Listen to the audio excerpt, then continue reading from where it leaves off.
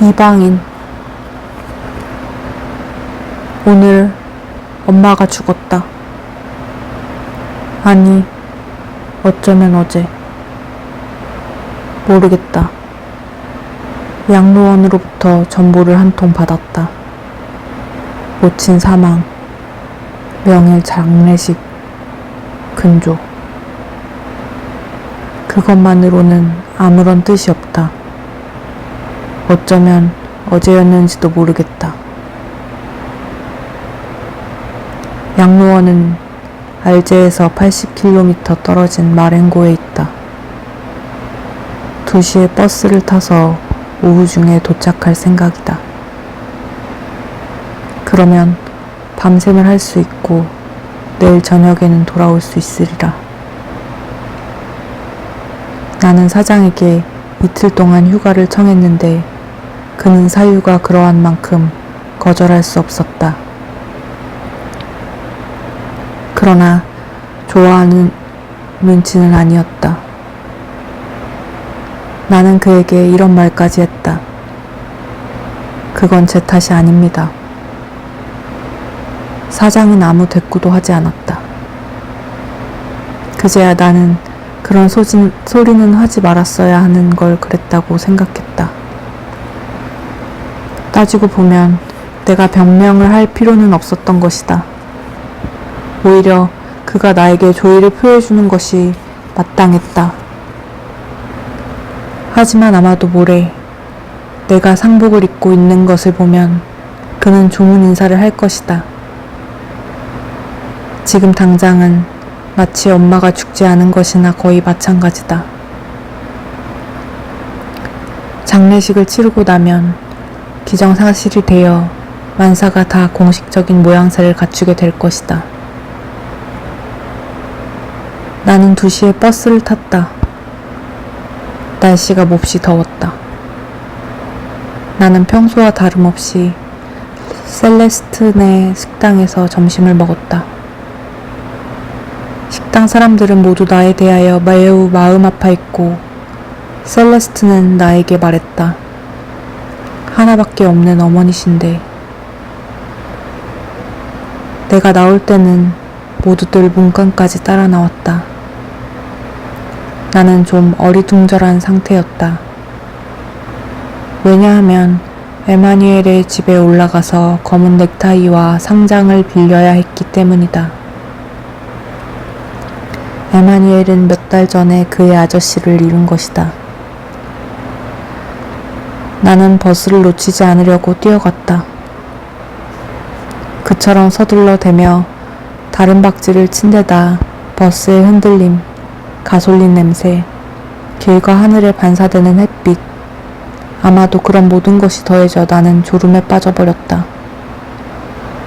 나는 차를 타고 가는 동안 거의 내내 잤다. 잠을 깨고 보니 어떤 군인에게 몸을 기대고 있었는데 그는 나에게 웃어 보이며 먼 데서 오느냐고 물었다. 나는 더 말하기가 싫어서 네 하고 대답했다. 양로원은 마을에서 2km 떨어진 곳에 있었다. 나는 걸어서 갔다. 즉시 엄마를 보고 싶었다. 그러나 관리인이 내게 양로원장을 만나야 된다고 했다. 원장이 바빴으므로 나는 조금 기다렸다. 그동안 줄곧 관리인이 이야기를 했다. 이윽고 나는 원장을 만났다. 원장은 자기 사무실에서 나를 맞아주었다. 레지옹 도네르 훈장을 단 키가 작은 늙은이였다. 그는 맑은 눈으로 나를 쳐다보았다. 그러고는 내게 악수를 했는데 내 손을 하루 오래 붙잡고 있어서 나는 어떻게 손을 빼내야 할지 몰랐다. 원장은 서류를 뒤적여 보고 나서 나에게 말했다. 메르소 부인은 지금으로부터 3년 전에 이곳에 들어오셨군. 의지할 사람이라곤 자네밖에 없었고. 나는 그가 내게 뭔가 나무라는 것이라고 생각하고 설명을 하기 시작했다. 그러나 그는 내 말을 끊으며 말했다. 변명할 건 없네 이 사람아. 나도 자네 어머님의 서류를 읽어보았네만 어머님을 부양할 수가 없는 처지였더구만. 어머니한테는 요양사가 필요했는데 자네 봉급은 변변치 못하고, 사실 따지고 보면 어머니는 여기서 더 행복하셨지. 네, 원장님. 하고 내가 말했다. 그는 이렇게 덧붙였다. 알다시피 어머니께는 같은 연배의 친구들이 있었거든. 어머니는 친구들과 함께 지난 시절 이야기를 나눌 수 있었지. 자네는 젊어서 자네와 같이 살았더라면 답답해했을 걸세. 정말 그랬다. 집에서 살 때 엄마는 아무 말 없이 나를 쳐다만 보며 시간을 보냈던 것이다. 양로원으로 들어간 처음 며칠 동안 엄마는 자주 울곤 했다. 그러나 그것은 습관 때문이었다. 몇 달 후에는 양로원에서 데리고 나오겠다고 했더라도 엄마는 울었을 것이다. 마찬가지로 습관 때문에. 지난해에 내가 거의 양로원에 가지 않은 것도 약간은 그 때문이었다. 그리고 또한 일요일을 빼앗기기 때문이기도 했다. 버스를 타러 가서 표를 사가지고 2시간 동안이나 차를 타야 하는 수고는 그만두고라고 또 말이다. 원장은 다시 이야기를 계속했다. 그러나 나는 듣는 둥 마는 둥 하고 있었다. 이윽고 원장이 말했다. 아마도 어머님을 보고 싶을 것 같은데.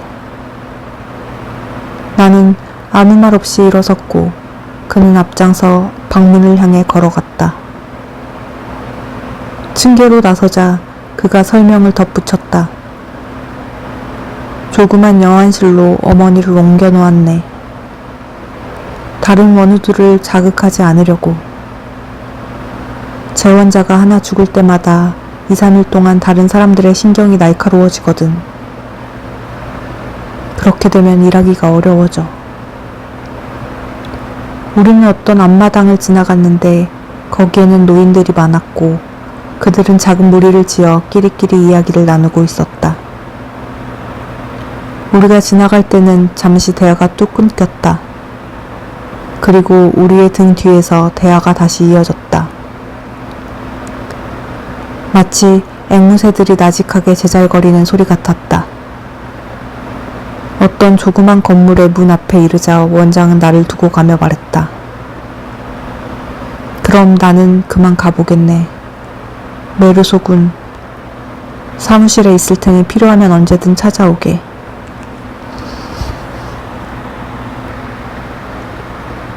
원칙적으로 장례식은 아침 10시로 예정되어 있다네. 그러면 자네가 고인 곁에서 밤샘을 할 수 있겠다 싶었지. 끝으로 한 가지 말해두자면 어머님께서는 가끔 동료 원우들에게 장례는 종교의식에 따라 치러주었으면 한다고 말씀하셨던 걸로 알고 있네. 필요한 준비는 내가 다 해두었네. 하지만 자네에게 그 점을 알려두고 싶었어. 나는 원장에게 감사하다고 말했다. 엄마는 무신론자는 아니지만 생전에 종교를 생각해 본 적은 한 번도 없었다. 나는 안으로 들어갔다. 하얗게 회칠이 되고 큰 유리창이 나 있는 매우 밝은 방이었다.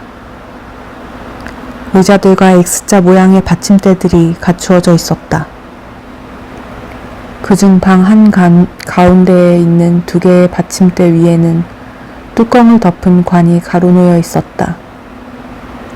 호두 기름을 먹인 판자에 살짝 박아놓은 나사못만이 반짝거리며 눈에 띄었다. 관 곁에는 흰 작업복을 입고 머리에 강렬한 빛깔의 스카프를 두른 아랍인 여자 간호사가 있었다. 그때 관리인이 내 뒤쪽에서 들어왔다. 뛰어온 모양이었다. 그는 좀 더듬거리며 말했다. 관을 닫아 놓았습니다만 어머니를 보실 수 있도록 나사못을 풀어드려야지요. 그러면서 관으로 다가가기에 나는 그를 제지했다. 그가 내게 말했다. 안 보시렵니까? 내가 대답했다. 네. 그가 멈칫했다. 나는 그런 소리는 말았어야 했다는 생각이 들어 거북했다. 조금 후 그는 나를 쳐다보며 물었다. 왜요? 그러나 나무라는 어조는 아니었고 그저 물어나 보자는 듯한 투였다. 나는 말했다. 모르겠습니다. 그러자 그는 흰 수염을 만지작거리면서 나를 쳐다보지도 않고 말했다. 이해합니다. 푸르고 맑은 그의 눈은 아름다웠으며 얼굴빛은 조금 붉었다. 그는 나에게 의자를 권하고 자기도 내 뒤에 조금 떨어져서 앉았다. 간호사가 일어나 문으로 걸어갔다. 그때 관리인이 나에게 말했다. 궤양이 생겨서 저렇답니다. 나는 무슨 말인지 몰라서 간호사를 쳐다보았다. 그녀의 눈 밑을 지나 머리를 한 바퀴 빈 둘러감고 있는 띠가 보였다. 코 부분에서 띠가 불룩하지 않고 납작했다. 그녀의 얼굴에서 보이는 것은 온통 허연 띠뿐이었다. 간호사가 나가자 관리인이 말했다. 혼자 계시게 해드려야겠네요. 내가 어떤 몸짓을 했는지 모르나 그는 나가지 않고 내 뒤에 그냥 서 있었다. 그렇게 등 뒤에 사람이 서 있는 것이 나는 거북했다. 방 안에는 기울어가는 오후의 아름다운 빛이 가득했다. 무늬말벌 2마리가 유리창에 부딪히며 붕붕거리고 있었다. 나는 졸음이 오는 것을 느꼈다. 나는 관리인에게 고개를 돌리지 않고 말했다. 여기 오신 지 오래됐습니까? 그가 즉시 대답했다. 5년 됐습니다. 마치 진작부터 내가 그렇게 물어주기를 기다리고나 있었다는 듯이. 그리고 나서 그는 수다스럽게 이야기를 늘어놓았다. 혹시 누가 자기에게 마렌고 양로원에서 관리인으로 생을 마치게 될 것이라고 말했다면 아마 자기는 펄쩍 뛰었을 것이라고 했다. 자기는 64살이며 파리 태생이라는 것이었다. 그때 나는 그의 말을 끊고 말했다. 아, 이 고장 분이 아니시군요. 그러다가 그가 나를 원장실로 안내하기 전에 엄마 이야기를 했다는 게 생각났다. 그는 나에게 평원지대에서는 특히 이 지역에서는 날씨가 몹시 덥기 때문에 서둘러 매장을 해야 한다고 말했었다. 자기가 파리에 살았고 그곳이 좀처럼 잊혀지지 않는다고 내게 알려준 것도 그때였다. 파리에서는 시신을 사흘, 때로는 나흘씩이나 묻지 않고 두는 수도 있지만 여기서는 그럴 시간이 없으며 실감을 할 겨를도 없이 벌써 연구마차를 따라가야 한다는 것이었다. 그때 그의 아내가 그에게 말했다. 그만둬요. 이분에게 할 이야기가 아니에요. 영감은 낯을 붉히며 미안하다고 했다. 나는 나서서 아니에요. 정말 아니에요. 하고 말했다. 나는 관리인의 이야기가 맞고 또 재미있다고 느꼈다. 그 조그만 영안실에서 관리인은 자신이 극빈자로서 양로원에 들어온 것이라고 내게 알려주었다.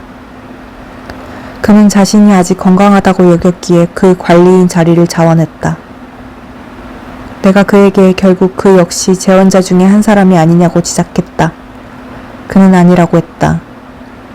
나는 그가 재혼자들 이야기를 하면서 그들, 저 사람들, 또 어쩌다가는 노인들이라고 말하는 것을 듣고 놀랐다. 재혼자들 중 몇몇은 그보다 나이가 많지 않은데도 말이다. 그러나 물론 그건 다른 문제였다. 그는 관리인 만큼 어느 정도 그들에 대해 권한이 있었다. 그때 간호사가 들어왔다. 갑자기 저녁이 다 된 것이었다. 삽시간에 유리창 위로 어둠이 지쳐져 있었다. 관리인이 스위치를 돌리자 벼랑간 쏟아지는 불빛 때문에 나는 눈앞이 캄캄했다. 그가 식당으로 가서 저녁을 먹으라고 권했다. 그러나 나는 배가 고프지 않았다. 그러자 그는 밀크커피를 한 잔 가져오겠다고 했다. 나는 밀크커피를 매우 좋아하므로 그러라고 했다. 조금 뒤에 그는 쟁반을 들고 돌아왔다. 나는 밀크커피를 마셨다. 그러자 담배가 피우고 싶어졌다. 그러나 나는 엄마 앞에서 담배를 피워도 좋을지 어떨지 몰라서 망설였다. 생각해보니 꺼릴 이유가 조금도 없었다. 나는 관리인에게 담배 한 대를 권했고 우리는 함께 피웠다. 잠시 후 그가 말했다. 그런데 말입니다. 모친의 친구분들도 밤샘을 하러 오실 겁니다. 관습이 그러니까요. 의자와 블랙커피를 가져와야겠습니다. 나는 그에게 전등 가운데 하나를 꺼도 되겠느냐고 물었다. 흰 벽에 반사되는 불빛 때문에 피로를 느꼈던 것이다. 관리인은 그럴 수 없다고 말했다. 전기시설이 그렇게 되어 있어서 다 켜든지 다 끄든지 하는 수밖에 없다는 것이었다. 나는 더 이상 그에게 별다른 신경을 쓰지 않았다. 그는 나갔다가 돌아와서 의자들을 늘어놓았다. 그리고 그중 한 의자 위에 커피포트를 놓고 그 주위에 찻잔들을 포개 놓았다. 그리고 나서 그는 엄마의 건너편 쪽으로 가서 나와 마주보고 앉았다. 간호사도 내게 등을 보인 채 안쪽에 앉아 있었다. 그녀가 무엇을 하고 있는지는 보이지 않았다. 팔을 놀리는 것으로 보아 뜨개질을 하고 있다는 것을 짐작할 수 있었다. 방 안이 따뜻했고 커피를 마셔서 몸이 훈훈해졌고 열어놓은 문으로는 밤과 꽃 냄새가 흘러들어오고 있었다. 나는 약간 졸았던 것 같다. 무언가 가볍게 스치는 소리에 잠이 깼다. 눈을 감고 있었던 터라 방 안의 흰 빛에 더욱 눈이 부셨다. 내 앞에는 그림자 하나 없었고 물체 하나하나, 모서리 하나하나, 모든 곡선들이 눈이 아플 정도로 뚜렷이 드러나 보였다. 엄마의 양로원 친구들이 들어온 것은 그때였다. 모두 연하문명 되었는데 그들은 소리 없이 그 눈부신 빛 속으로 살며시 들어왔다. 그들은 의자 끄는 소리 하나 내지 않고 앉았다. 나는 지금까지 사람이라고는 본 적이 없는 것처럼 그들을 보았고 그들의 얼굴이나 옷차림의 사소한 것 하나도 빠짐없이 눈에 다 들어왔다. 그러나 아무 소리도 들리지 않으니 그들이 실제로 존재하는 사람들이라고 믿기 어려웠다. 여자들은 거의 모두가 앞치마를 두르고 있었는데 허리에 꽉 졸라맨 끈 때문에 그들의 불룩한 배가 더욱 튀어나와 보였다. 나는 지금까지 늙은 여자들의 배가 어느 정도 불룩해질 수 있는지 주목해 본 적이 한 번도 없었다. 남자들은 거의 모두가 몹시 여유였고 지팡이를 짚고 있었다. 그들의 얼굴을 보고 놀란 것은 눈은 보이지 않고 다만 온통 둥지를 튼 주름살들 한가운데에서 광채 없는 빛만 보였기 때문이다. 그들은 자리에 앉자 거의 모두가 나를 바라보며 입 빠진 입속으로 입술이 다 말려 들어간 모습으로 어색하게 머리를 끄덕였는데 그것이 내게 하는 인사인지 아니면 그들의 버릇인지 알 수 없었다. 아마도 나에게 인사를 한 것이라고 생각된다. 바로 그때 나는 그들 모두가 관리인을 가운데 두고 나와 마주보고 앉아서 고개를 꾸벅거리고 있다는 것을 알아차렸다. 나는 한순간 그들이 나를 심판하기 위해서 거기에 와 앉아 있다는 어처구니 없는 인상을 받았다. 잠시 후 한 여자가 울기 시작했다. 그 여자는 둘째 줄에 앉아 있었는데 앞에 앉은 다른 여자에게 가려 잘 보이지 않았다. 그녀는 규칙적으로 작은 소리를 내며 울었다. 내 느낌으로는 그녀가 언제까지나 울음을 그치지 않을 것만 같았다. 다른 사람들에게는 그 소리가 들리지 않는 것 같았다. 그들은 축 처진 채 침울한 낯으로 묵묵히 앉아 있었다. 모두들 관이든 지팡이든 무엇이든 바라보고 있었다. 그러나 오로지 그것 한 가지만을 바라보고 있었다. 여자는 여전히 울고 있었다. 내가 모르는 여자였으므로 나는 몹시 놀랐다. 그 울음소리를 이제 그만 들었으면 싶었다. 하지만 차마 그 말을 할 수가 없었다. 관리인이 그 여자 쪽으로 몸을 기울이며 말을 걸었지만 그녀는 고개를 저으며 뭐라고 중얼거리더니 이전과 다름없이 계속 규칙적으로 울었다. 그때 관리인이 내 쪽으로 왔다. 그는 내 옆에 앉았다. 한참 동안 그러고 있더니 나의 얼굴을 보지 않고 이렇게 알려주었다.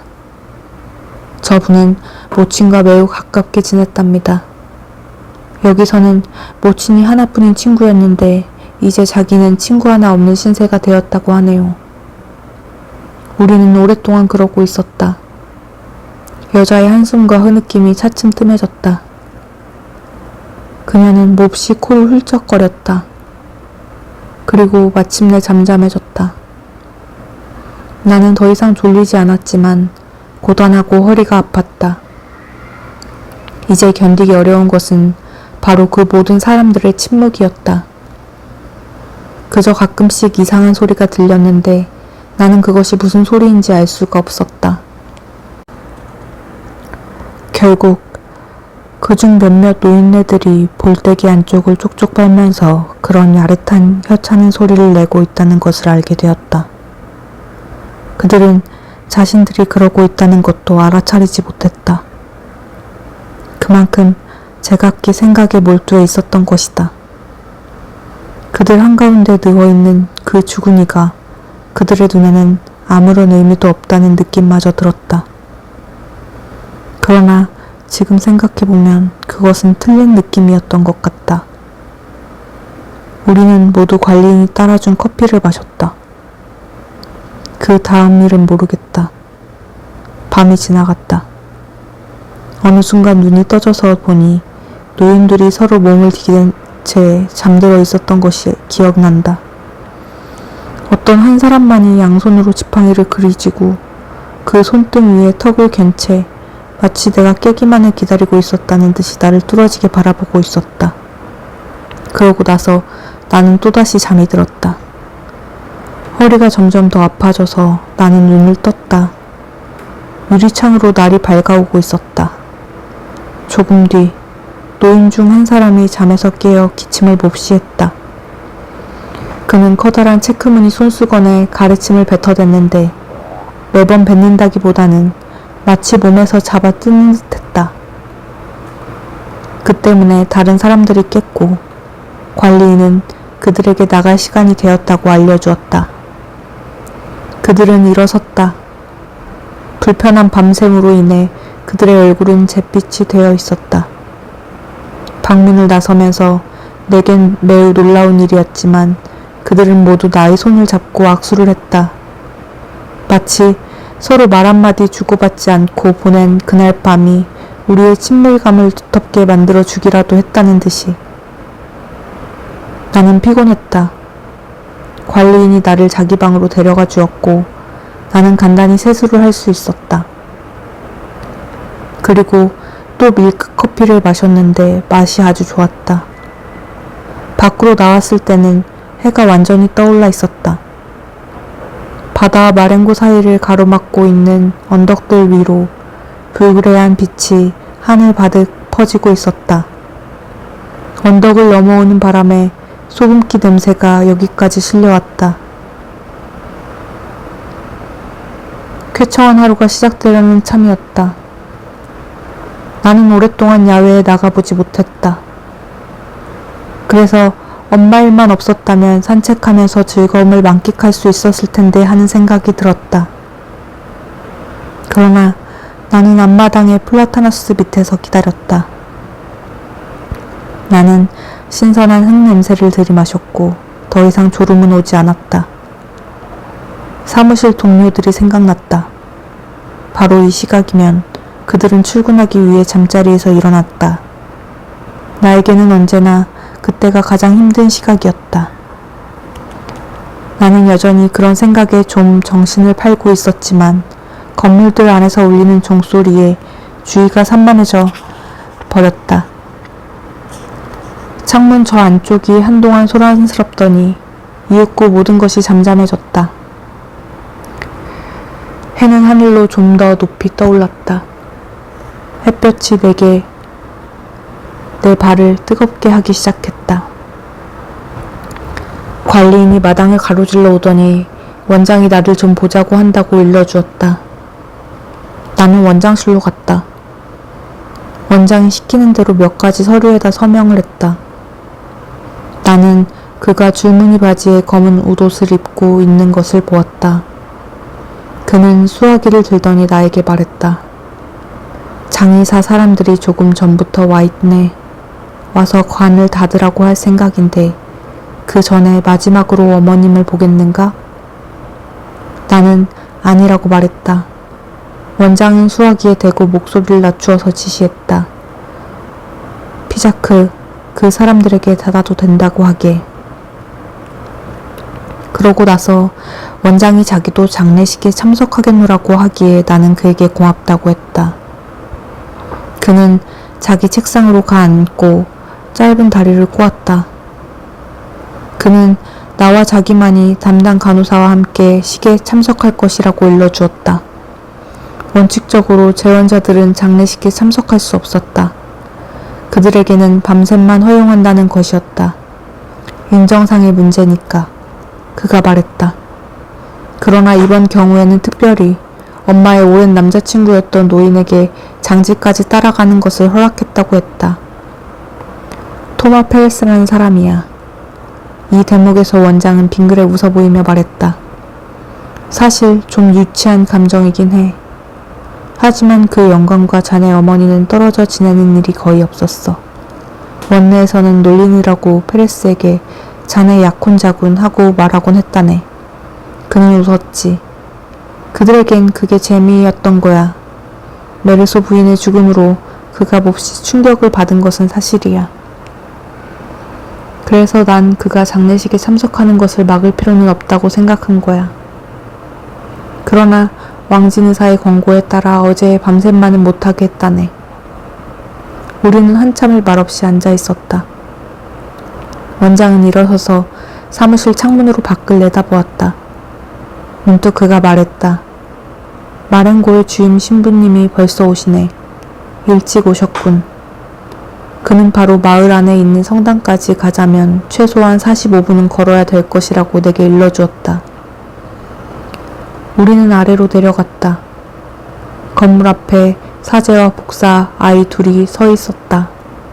그중 한 아이가 향로를 들고 있었는데 사제는 그 아이 쪽으로 몸을 숙여 은줄의 길이를 알맞게 조절해주고 있었다.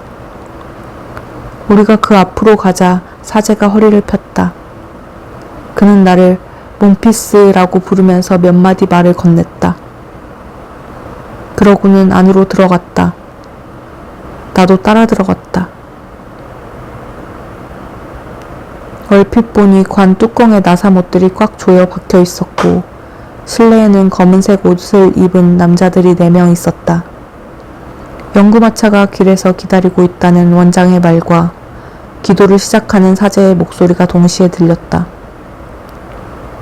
그 다음부터는 모든 것이 신속히 진행되었다. 남자들이 관을 덮은 큰 보자기를 가지고 관 앞으로 나섰다. 사제와 그를 뒤따르는 복사들과 원장과 나는 밖으로 나왔다.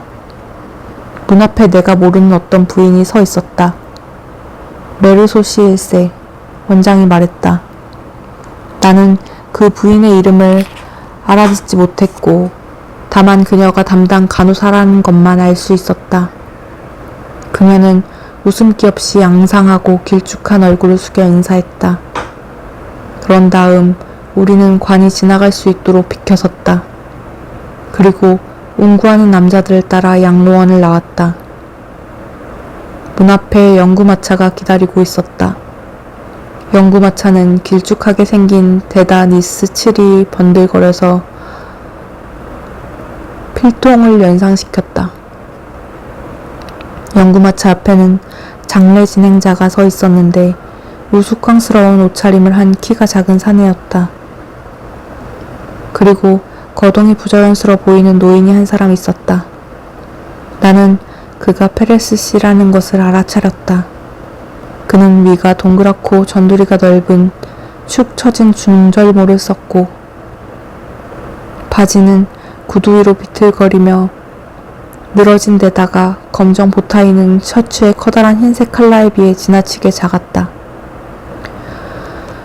검은 점투성이인 코 아래에서 입술이 떨리고 있었다. 귀는 상당히 가늘한 흰 머리털 밑으로 축 늘어진 채 귓바퀴가 흉하게 말린 야릇한 모양으로 드러나 있었는데 창백한 얼굴에서 그 귀만이 핏빛으로 새빨간 것이 대단히 인상적이었다. 장례 진행자가 우리에게 자리를 전행해 주었다.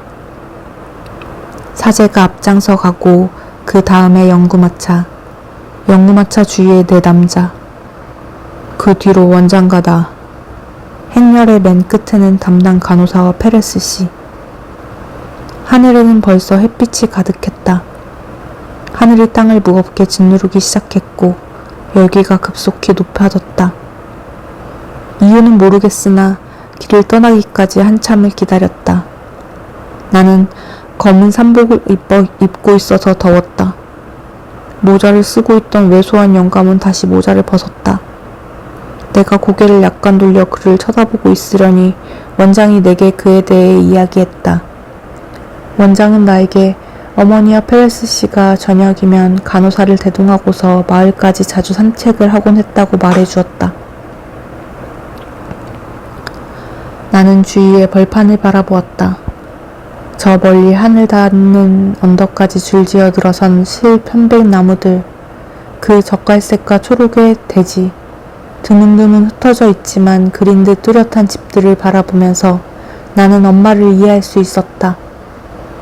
이 고장에서 저녁은 우수에 젖은 휴식과도 같았을 것이다. 오늘은 풍경을 전율케 하면서 천지에 넘쳐나는 태양 때문에 이 고장은 비인간적이고 길을 꺾어놓는 듯한 느낌을 주었다.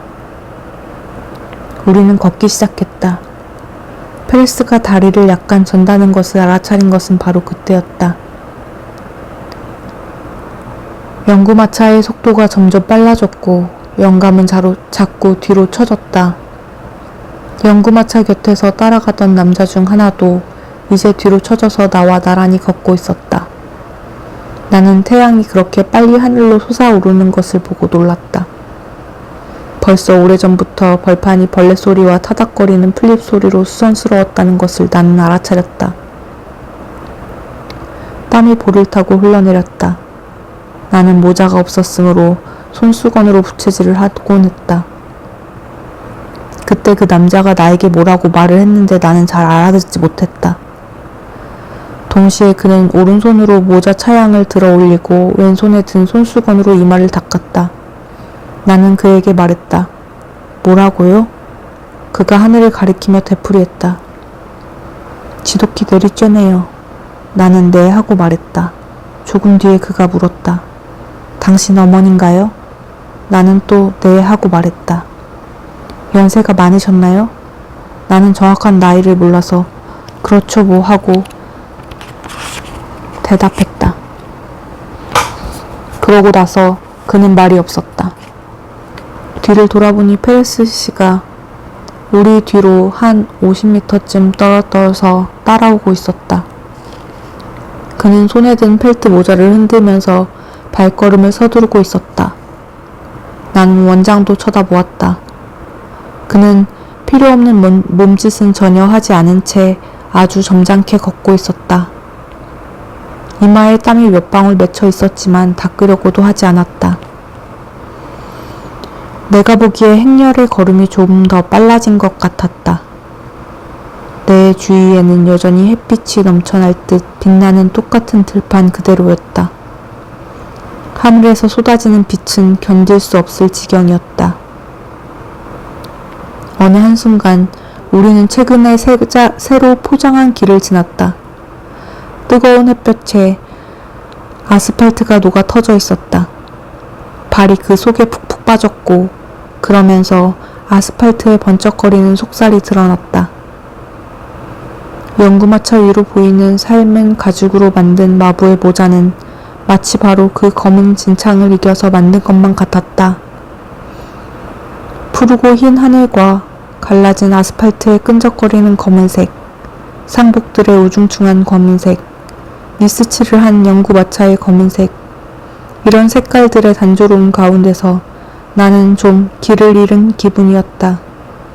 햇빛, 가죽 냄새, 마차의 말똥 냄새, 니스칠 냄새, 향 냄새, 잠을 자지 못한 지난밤의 피로, 그 모든 것 때문에 나는 눈과 머릿속이 온통 혼미했다. 나는 다시 한번 뒤를 돌아보았다. 구름처럼 드리워진 열기 속에 파묻힌 페레스 영감이 까마득하게 멀리 보이더니 이내 더 이상 보이지 않았다. 눈으로 찾아보았더니 그가 길을 벗어나 들판을 가로질러 가는 것이 보였다. 동시에 나는 길이 내 앞 저쪽에서 구부러진다는 것을 알아차렸다. 그 지방을 잘 알고 있는 페레스가 우리를 따라잡으려고 지름길로 접어든 것임을 알 수 있었다. 길이 구부러지는 곳에서 그는 우리와 다시 만났다. 그랬다가 또 보이지 않았다. 그는 다시 벌판을 가로질러 갔고 그러기를 여러 번 되풀이했다. 나는 관자놀이에서 피가 뛰는 것을 느꼈다. 그 다음에는 모든 것이 어찌나 신속하고 확실하고 또 자연스럽게 진행되었는지 더 이상 아무것도 기억나지 않는다. 다만 한 가지, 마을 어귀에서 담당 간호사가 나에게 말을 건넸던 것이 기억난다. 그녀는 얼굴과는 어울리지 않는 기이한 목소리, 감미롭고 떨림이 있는 목소리를 갖고 있었다. 그녀가 말했다. 천천히 가면 일사병에 걸리기 쉽고 너무 빨리 가면 땀을 많이 흘려서 성당 안에 들어가선 오한이 나요. 그 말이 옳았다. 빠져나갈 길이 없는 것이었다. 그 밖에 그날의 광경들이 몇 가지 머릿속에 남아있다. 가령 마을 근처에서 마지막으로 우리를 따라잡았을 때의 페레스의 얼굴, 흥분과 힘겨움으로 인해 굵은 눈물이 그의 뺨을 적시고 있었다. 그러나 주름살 때문에 흘러내리지는 않았다. 눈물 줄기들은 퍼졌다가 한데 모였다가 하면서 그 허물어진 얼굴 위에서 니스칠을 해놓은 듯 번들거렸다. 그리고 생각나는 것은 성당, 보도 위에 서있던 마을 사람들, 묘지의 무덤 위에 놓인 붉은 제라늄 꽃들, 페레스의 기절. 마치 무슨 꼭두각시가 해체되어 쓰러지는 것 같았다.